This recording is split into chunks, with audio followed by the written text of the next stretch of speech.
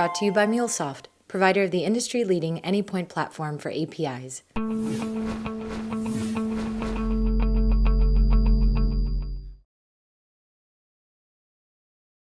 Hello again. My name is still Marcus. This is my second talk. And this talk will be a bit more practical. In this talk, I will show you how you can create like a simple web API by using JSON-LD and Hydra. I don't know how many of you have been in my first talk, but I see quite a few faces that I saw before. So I'm not going to repeat everything, but I repeat a few of the things so that everyone is on the same page. So why should we build a web API with JSON-LD and Hydra? I mean, building a web API is quite easy, right? At least most people tell you that, it's really simple. You go on the web, you Google a bit, and then you find a lot of tutorials. Looks quite simple at the beginning. You even got some kind of recipes, some tutorials which tell you how to do it. First step they normally tell you to do is you define the URL structures. There are a couple of guidelines there. You should use nouns instead of verbs. So you should use, order instead of by something. Then you should use the HTTP methods correctly, so get, post, etc., not just post. The next thing you should do is you should serialize your internal objects to JSON. That's quite straightforward. There's a library for that in almost every language. So you just take your object in your backend code, put that to JSON, stringify, or whatever language you use, and emit that directly to the client. And last but not least, and that's the thing where most people get angry, is you have to write API documentation. Most developers don't like that at all, but it's kind of a necessary evil if you build your web API that way, because otherwise people can't use your web API because they won't know what you have done, how your URL structures look like, how your JSON responses look like, etc. But if you follow these 3 steps, you're basically done. At least most people claim that you're done. But the question is it really that simple, or is that really the way to build web APIs? Well, if you follow that mini tutorial and you then are a proud owner of your first web API, and you announce that web API to a couple of mailing lists or forums, etc., where people discuss about web APIs, there is quite quickly someone who points out that this is not RESTful. So some smart ass is typically there and tells you, you have to use hypermedia, otherwise it's not RESTful, you did it wrong. Normally those people can't really explain why you need to use hypermedia, what hypermedia actually is. But anyway, they read that somewhere themselves, and so you have to use it as well, otherwise you can't say you have a RESTful web API. Now the first question you should ask yourself is, does it really matter? Does it really matter whether if it is RESTful or not? I would argue in quite a few cases it doesn't actually matter at all. So if you're just building a web API for your own application, for your mobile application, for example, it doesn't matter. If you're building a single-page web application, it doesn't matter either, because you are the only consumer of that web API. It does matter, however, if you want to build a web API which is usable by other people as well, and especially if you want it to be usable by people without having to talk to them too much, without having to do partnerships, without having to write SDKs yourself and stuff like that. So if you want to build something which really works across the web, which is general enough, which is stable from a consumer's point of view, then you should invest a bit more in the design of a web API. So let's revisit that tutorial that I just showed you. So the first step was to define the URL structures. Now, that's actually a point that doesn't matter at all from a REST perspective and from a consumer's perspective. Of course, from a server's perspective, it does matter quite a bit, because those frameworks are all written so that if you have certain URL structures, it just works on the server side, your controllers get called the correct way, etc. And that's why most people concentrate on that, because they focus way too much on the API providers side instead of focusing on the consumer. But what matters in the end, and that's what business people normally know, is the consumer and not the provider. So the consumer is king. So first rule, don't care about URL structures. Do whatever you want, as long as your framework works better with that specific URL structure, it's fine. Just do something that you don't have to change immediately. So don't include too much information in the URL, for example. If you include too much information, the chances are quite high that you have to change it very soon because something changes and that information doesn't match anymore. The next step was to serialize objects as JSON. Now that's also quite straightforward, and basically every framework, every language has built-in support for that, but there's a problem with that as well. So if we, again, look at a simple example, if we, for example, talk about an events management API, then we have events, of course, in that API.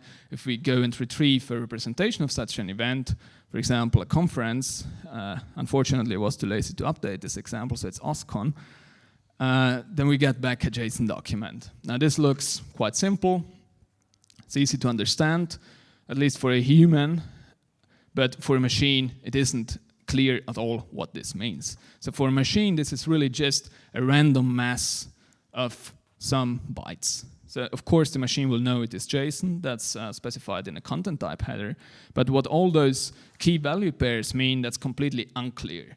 And even if you are a human and happen to don't speak English, then you can't really make sense of that without, using a dictionary or something. So what we would like to have is something which transforms this mass back to something which is understandable to both a machine and a human. So we would like to keep it as simple as possible, but nevertheless to give a machine enough information to make sense of it, to be able to generalize the solutions, to reuse code across projects, etc. And for those of you who have been in my first talk, the next slide is probably not surprising. What we need is a shared vocabulary. So we need a language which both parties understand, which both the server understands and the client understands. If they talk the same language, they can understand each other. Now that's what we do with natural language as well. So I don't talk in my native language, but I talk in English to use it so that all of you understand me. And for machines, natural language isn't that well suited either because it's too ambiguous. So we use something with a well-defined meaning. And that's a vocabulary. Schema Dork is one of them. And there we use URLs instead of words. It's just because on the web, the identifiers are URLs. That's basically the only reason. And as I said in my first talk already, the thing that makes Schema Dork so interesting is that it was created by the 4 major search engine providers, and they will immediately understand the data if you use those URLs. So Schema Dork is basically just a collection of URIs, uniform resource identifiers. We use URLs instead of URIs so that we can dereference them, so that we can get the definition of those concepts if we don't understand them by just looking at them. This is one of those definitions. So we had the start date of an event. Here we get the definition. So it's the start date and time of the event or item in ISO 8601 format. So it's a quite specific, quite precise definition. We see, the value has to be a type. And we also see that it applies to a couple of types. So not only to event, but also to a TV season, a TV series, for example. So we can use that with different classes. It's not as in object-oriented programming, where a property always is quite strictly bound to a specific class. In linked data, RDF, etc., properties are kind of first-class citizens, so you can really reuse them as you see them fit, even across classes, etc. So let's go back to our example, and I will show you how we can translate this to something that the machine can understand. So the way to do that is to use JSON-LD, which is a new standard that came out just in January, 16th of January this year. And simply speaking, it is just a mechanism, a set of conventions, which helps you to make JSON messages self-descriptive, to give them an unambiguous meaning, a well-defined meaning.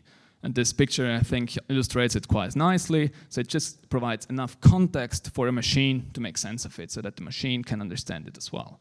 And of course, the rest stays the same. It stays as simple and nice for you as a human, as you will see in a second. So the way we do this is we keep the document body exactly the same, but we map those terms here to URLs. And the way you do that in JSON-LD is you add the context to it. Of course, in this case, you can keep it simple and you just map each property one by one. So you map name to schema.org name, description to schema.org description, and so forth. So you see the mapping is quite simple here because the property names correspond directly to the final part of the URL. And if that's the case, in those simple cases, you can also just specify the vocabulary and the JSON-LD processor will take care of the rest for you. But if that's not the case, you always have to do that kind of manual mapping because the processor, of course, doesn't know what you meant with those property names there.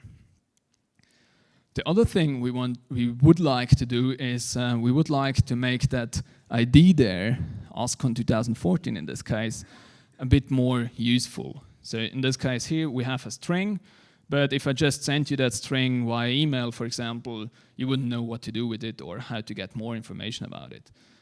So if you look at that, we will see that it also appears in the URL. So effectively, it is part of the URL, and that's a quite common pattern because that's how frameworks typically work. So what we would like to do is we would like to convert this string token here to a URL, to the full URL. And the way you do that in JSON-LD is quite trivial, at least in this case. You just have to replace ID with @ID. That's the convention we use there. In JSON-LD, all keywords start with an @ sign in order to avoid collisions with already existing data. But you can get rid of those @ signs, as I will show you later if you don't like them. So now we have an identifier for this object here, and that's a URL. In this case, it's a relative URL. And that way, other people can start to address that event. They can reference it in their own data. They can make use of your data. They can integrate your data with other data. You can send a link to this specific event via email or whatever. And that way, you can also really start to explore the data. For example, we could replace the organizer as well with a URL, and then we could just follow that link and get more information about the organizer, etc. The other thing, it's already in here, so the other thing which is often quite helpful is to give the whole thing, the whole entity, a type. So here we have type event, and again, in JSON-LD we use a convention here, it's @type.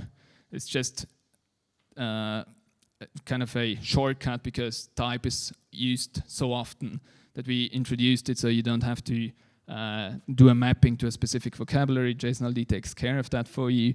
It also takes care for you that this is again translated to URL. So this again stands for schema.org/event. And as well, of course, you can look it up if you don't know what a schema.org event is. The other thing which might be quite interesting is those two values here. So there are start dates and end dates, but the value is still just a string. So for a machine, it just looks like every other string in that document. But if you know that it is a start and end date, you can, for example, render it visually in a more appealing way. You can, for example, write it out, the date, etc. So we would like to type that value as well. We can do that in the context. So we can say the property start date, all the values of the property start date have a type of date time. And that way the machine really understands how to process that value as well. So it can really extract the data, it will recognize, it's in the year 2014, it was in July, etc. And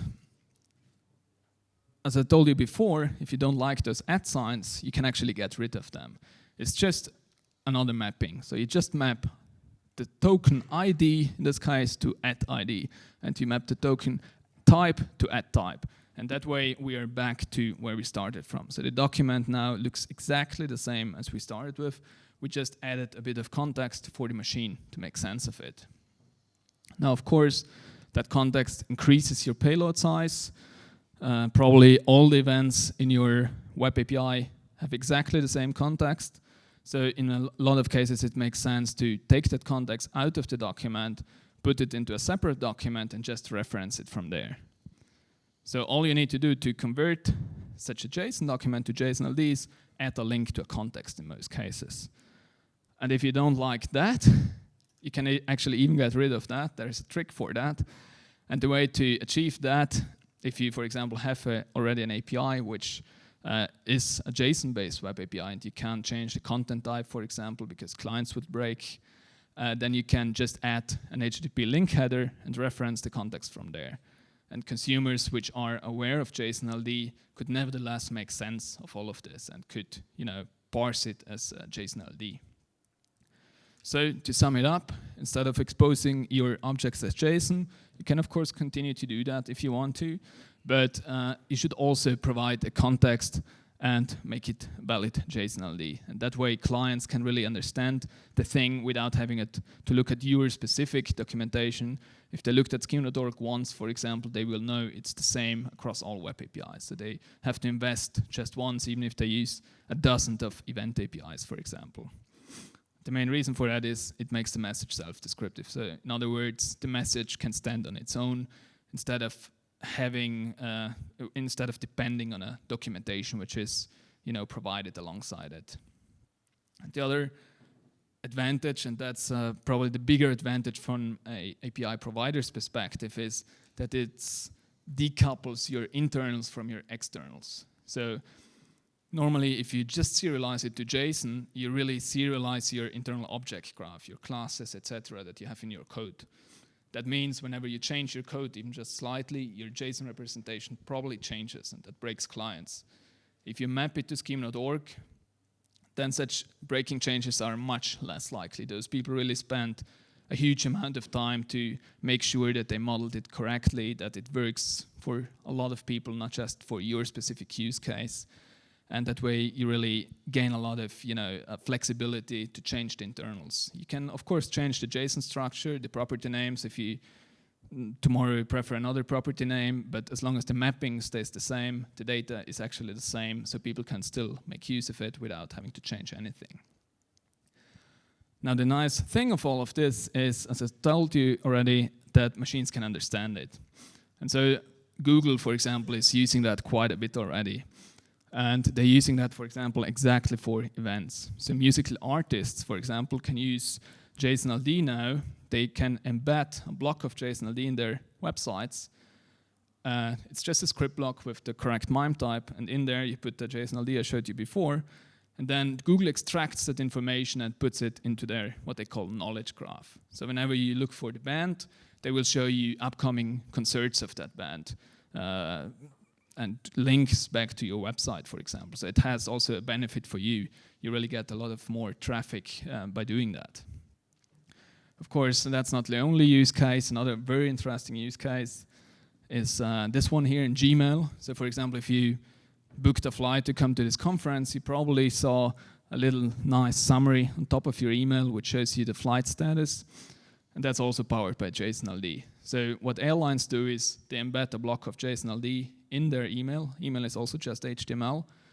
That way Google can extract that information. It understands that you booked a flight. It understands, it knows which flight you booked, and that way can show you up-to-date information about that flight. It can tell you when the flight was delayed or cancelled, while the email, of course, is static and doesn't change. And since Google is a search engine provider, of course, they do index that data, and that allows them to answer queries like my flights. So they can really answer, if you go to Google, log in and query for my flights, they can tell you what your upcoming flights are, what the status of those flights are, etc. Actually, they push it even further. So they take that information and literally push it to your mobile phone. So if you have Google Now, they will show you that information on your mobile phone the day you have your flight. They will even go and download the boarding pass for you so that you just swipe the boarding pass as soon as you board the plane. Of course, Google is not the only one doing that. Microsoft is basically doing exactly the same with Cortana, their Google Now, a Siri clone competitor, whatever. And there are really a whole lot of other companies which are already using JSON-LD and Hydra. And they are really across a whole lot of application domains. So it's not just search engines or not just musical stuff or thing. It's really There are electricity companies in Italy, for example. Globo.com is the largest media company in Latin America. I don't know, Eurosports is kind of a sports-based Facebook. And there are really a lot of uses, and there are more and more every day. GitHub, for example, just started to use JSON-LD, I think, last week. Okay, back to our mini tutorial. So the last step was to write API documentation. The task we all like the most, I guess. So that's something that normally you can't really avoid. And it's not just that writing documentations is tedious, it's also reading them.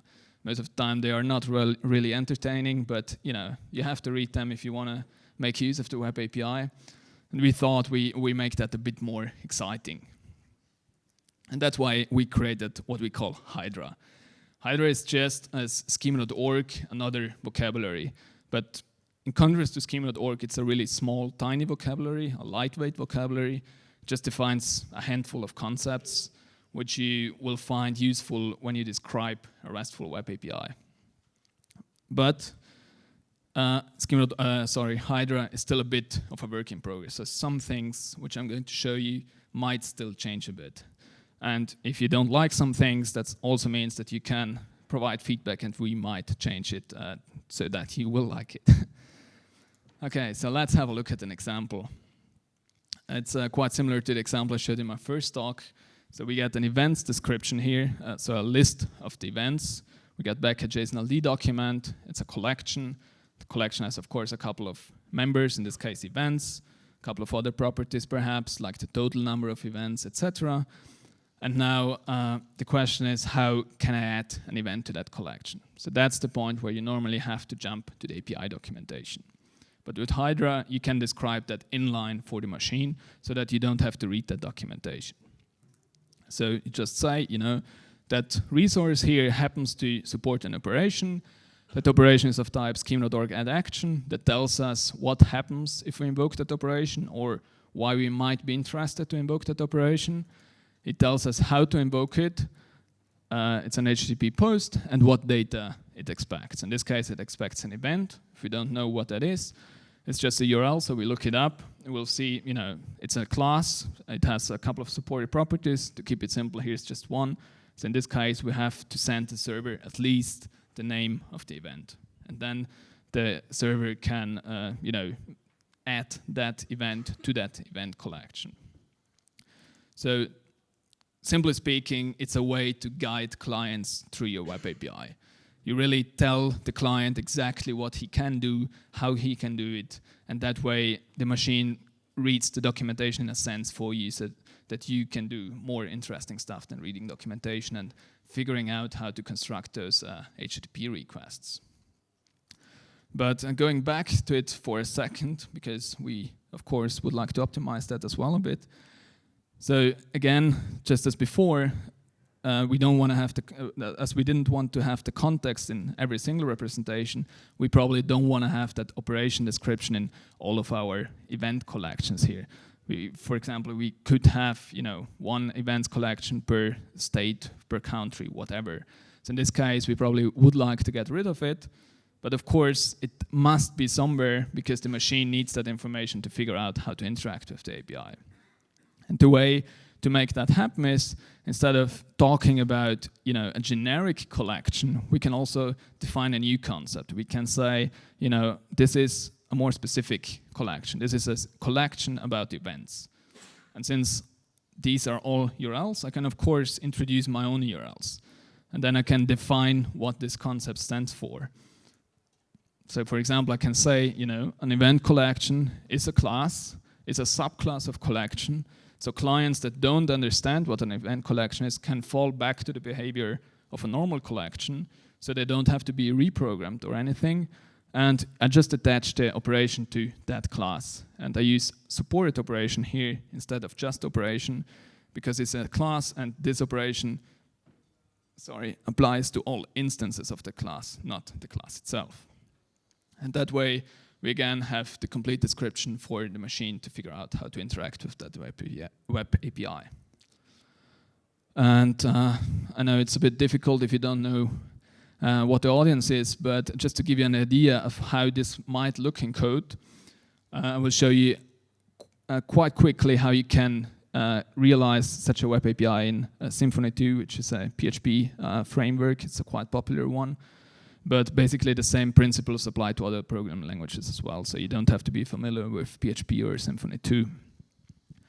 So the way the Hydra support in Symfony works is you have a class which represents an event here, for example, and then you just add a couple of annotations. So for example, we say we expose this class. It's exposed as, to clients, and we map it to Schema.org. So we say, this class represents a Schema.org event. And we also say which operations are supported. So those are route names in that framework. So you don't have to type that out, everything. And you also expose properties. So for example, we expose the name property here. Again, we map it, and we also specify that it is required. So it always has to be there. And then the nice thing, if we mark it up that way, is that for simple applications, we actually don't even have to write the controllers ourselves. So we can generate that code completely automatically. So and this plugin, Symfony 2 plugin, for example, has a command line command where you can generate a CRUD controller. So a create, retrieve, update, delete controller for the 4 basic interactions you normally have. You just specify the class you want to use in that controller. You specify the route prefix. So here again, they are URL structures. And you say you also want to support write operations and not just read operations. And that's basically it. Then it generates the code for you, and you can start using that. And the code looks somewhat like this. So if you want to write it yourself, it's also quite simple. Most of it is Symfony 2 boilerplate and PHP classes. The only thing that comes in here that you have to add to a normal controller action is the method here, so that the client would know which method to invoke, and also for Symfony to know which methods to accept, and the operation here, so to describe what this controller action actually does. So again, as we saw before, we map it to Schema.org add action, and we say what date it expects. In this case, it expects an event. And that way, really everything is taken care of. You don't have to think about JSON-LD serialization. You don't have to think about how to describe those things with Hydra. That can all be automated in the backend. You just have to do those few mappings yourself. And the big advantage of doing it this way is that this then allows you to browse the web API. And you don't have to build a client for that because there exists already one. And that client is generic. That means whatever web API you are going to implement, as long as you use JSON-LD and Hydra, it will work with your web API. So let's have a look. So this is the Hydra Console. It's kind of a generic API browser, API console, whatever you want to call it. Its user interface is quite simple. So you plug in a URL. It works kind of like a browser. It retrieves your JSON-LD document. It displays it. It also fetches the documentation for you, so you don't have to write anything. In this case, it takes it directly from Schema.org, so really you don't have to write documentation anymore. It shows you how the JSON-LD is interpreted. You show to which property it corresponds. It also recognizes hyperlinks, so even relative URLs. So there is no a regular expression or something involved. It's really because JSON-LD supports hyperlinks in JSON. Then of course you can click on that. You can just dereference that thing and just do a get basically. Or if there are operations attached to it, the Hydra Console will show you a popover, and there you can select the operation you would like to invoke. So in this case, we can, for example, do a post, which means we create a new event. If we do that, we get the complete documentation of that. And even in that case, we don't have to write any JSON-LD or anything by hand, because the Hydra Console has enough information to render a form for us. So we just have, type in the data about that event. The console will then create the JSON-LD request for us, send it to the server, and the server will then reply with a response, which is again a JSON-LD document. It fetches the documentation, etc. So it starts over again. And that's, I think, very useful. For example, if you're building a web API, it means that your clients, your customers can really start to play with the web API while you're building it, kind of. You don't have to wait for an SDK to be developed or a simple mobile application or a demo API console. You can really start to play with the API immediately. And also non-technical people can start to evaluate whether you actually implemented what they wanted to have. So just to sum it up quickly, creating awesome web APIs is actually not that difficult. You don't have to change that much in your development process, but you have to think a bit more about the design, and you have to think a bit more about what you would like to achieve. So if you really just are interested in an API for your own mobile application, you don't have to think that much. Do whatever is simplest. If you want to have broader adoption, if you want to have generic API consoles and stuff, reuse other people's work, then such an approach is much more appropriate. In that case, you should also focus mostly on the data modeling. So look how other people marked it up. Look if there exists already something in Schema.org, for example, because typically, even if your API changes, your data is normally quite stable. So a person won't be, a product tomorrow. It will still be a person, but probably it's just represented slightly differently. The other thing is you should really try to make everything machine processable, because that's the only way to automate things. So you can really generalize solutions. You can automate tasks such as writing CRUD controllers and things like that. And last but not least, I think it always makes a whole lot of sense to stick to standards, even if it sometimes introduces a bit of complexity or a bit of a learning curve, but in the long term, it almost always pays off. Okay, so if you're interested in Hydra, as I told you, it's still a bit of a work in progress. You can join that effort. You just go to that URL, sign up for an account and click on join. Then you will be subscribed to the mailing list as well. There are quite a few mails, so don't use your work account or something. If you want to know more about the technologies, some demos, etc., code, it's all available on our homepage. And yeah, I think that's it. Would just like to conclude my talk with a quote which I found quite entertaining. It was someone who said at a conference, I think 2 weeks ago, that he will never use that crap of semantic web. It is a pipe dream of reality ignoring academics, and he won't have it. He will only use JSON-LD, he said. And the thing that makes it so fun is that Phil Archer said it, who is the W3C data activity lead. So he knows exactly that JSON-LD gives you all the power of the semantic web, but it kind of makes it real for the first time. Okay, that's all. Thank you very much.